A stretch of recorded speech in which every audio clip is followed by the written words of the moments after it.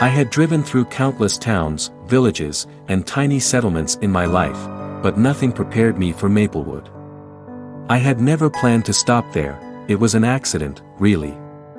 My car broke down at dusk, and the closest place to find help was this odd, seemingly abandoned village that didn't even appear on my map.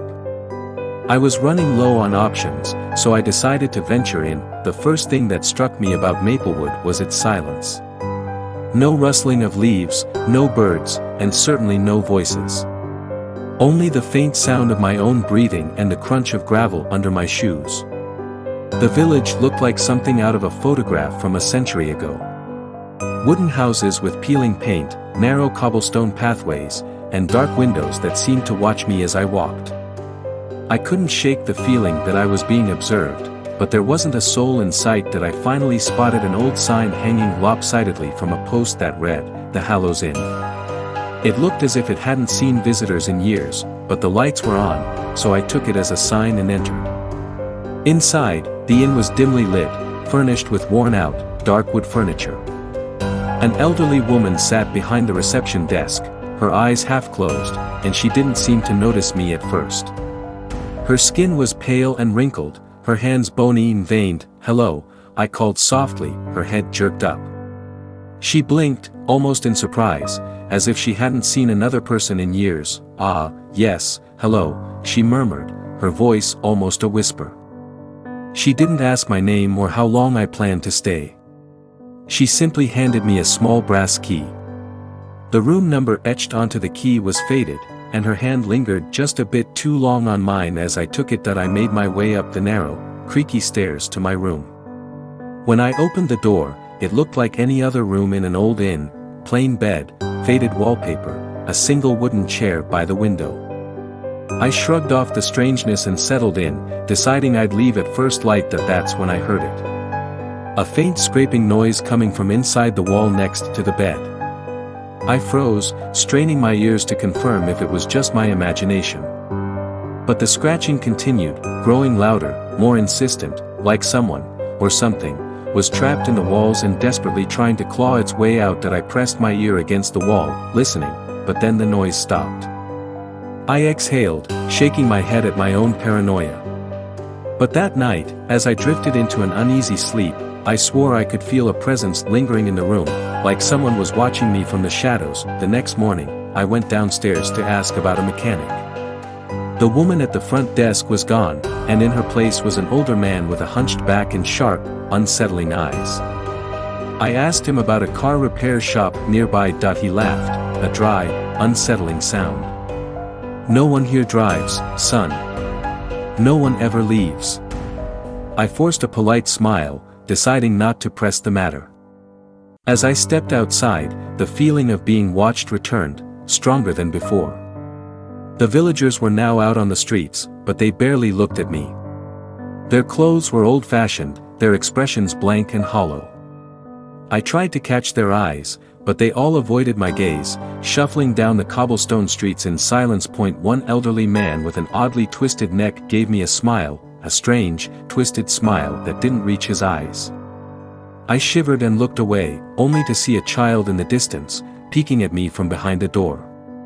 She disappeared as soon as I noticed her. I decided to explore more of the village, hoping I'd find someone who could help with my car. But as I walked further into the winding alleys, I started noticing peculiar things. Strange symbols were carved into the doorways and fences of nearly every house. They looked like intricate loops and spirals, all etched with a kind of ritualistic precision. I came across a little shop, its windows covered in a thick layer of dust. Inside, the shelves were lined with strange, unmarked bottles and jars. The shopkeeper, a gaunt, middle-aged woman, smiled at me, but her eyes were dark, empty.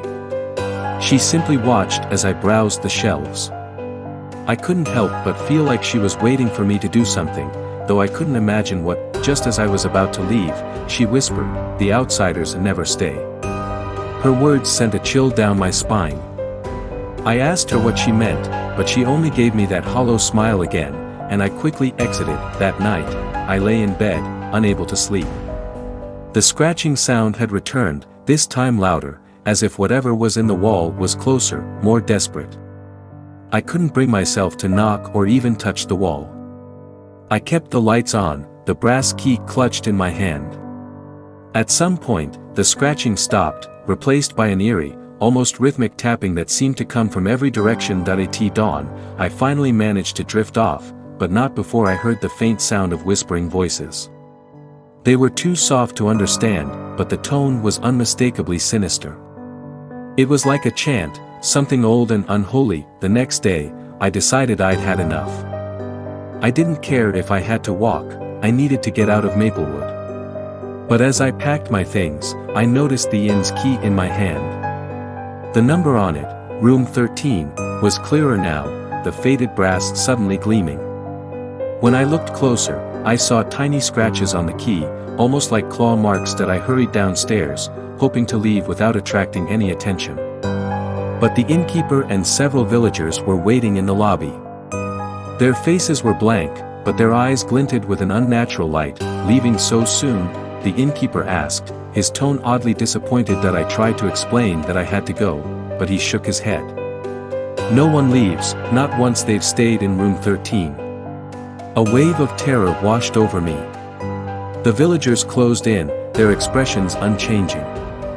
I turned and bolted, pushing my way through the group and bursting out of the inn. I ran. I ran down the twisting streets, past the empty-eyed villagers, past the symbols on the doors, past the child who now watched me with a grin that was too wide, too knowing.